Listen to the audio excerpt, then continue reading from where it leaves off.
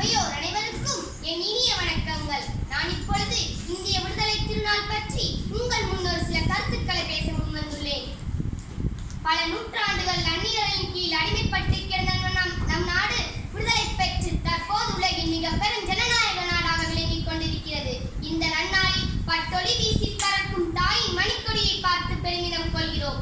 நாம் சுதந்திர காற்றை சுவாசிப்பதற்காக தங்கள் மூச்சு காற்றை தியாகம் செய்தவர்களை நன்றியோடு நினைத்து பார்க்க வேண்டிய நாள் இந்த சுதந்திர திருநாள்.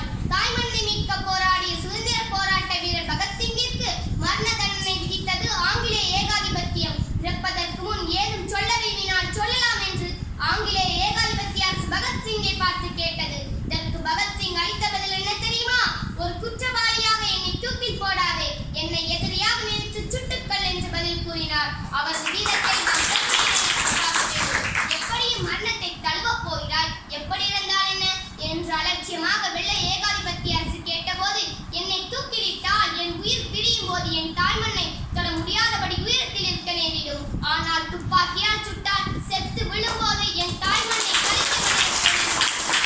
இப்படிப்பட்ட தியாக வீரர்களால் தான் நமக்கு சுதந்திரம் கிடைத்தது என்பதை நாம் மறவாமல் எண்ணி பார்க்க வேண்டிய நாள் இது.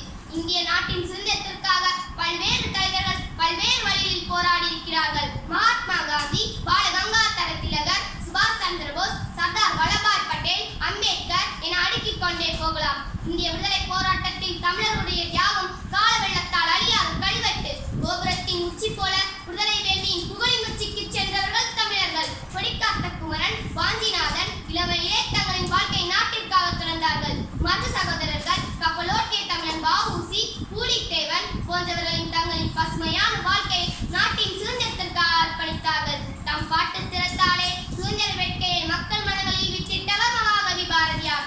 சுதந்திரம் பெறுவதற்கு முன்னரே ஆடுவோமே பல்லு பாடுவோமே ஆனந்த சுதந்திரம் அடைந்து விட்டோம் என்று ஆடுவோமே பல்லு பாடுவோமே என்று சுதந்திர பல்லு பாடினார். மற்றும் தீரன் சத்தியமூர்த்தி, வீரத்தின் விளைநிலமாக திகழ்ந்த பசுவன் முத்துராமலிங்க தேவர், வீரன் சின்னமலை, நெஞ்சில் பட்டதை நேர்பட செய்த வீரபாண்டிய கட்டபொம்மன், வீரமங்கை வேலுநாச்சியார் என்ற தியாகசீலர்களின் பட்டியல் நீண்டு கொண்டே போகிறது.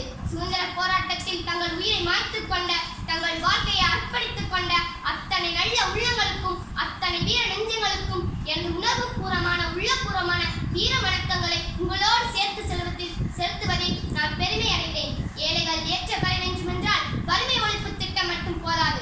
அவர்கள் கல்வி கற்றவர்களாக திகழும் போதுதான் பொருளாதார வளர்ச்சி பங்கு வர முடியும் என்பதால் தான் கல்விக்கு மிக உயரிய முக்கியத்துவத்தை அளித்து கல்வியில் ஒரு புரட்சியை அரசு ஏற்படுத்தியுள்ளது. இதன் காரணமாக இன்றைக்கும் தமிழக தொடக்க கல்வியிலிருந்து மேல்நிலை கல்வி வரை தன்னிறைவு பெற்றுள்ளது.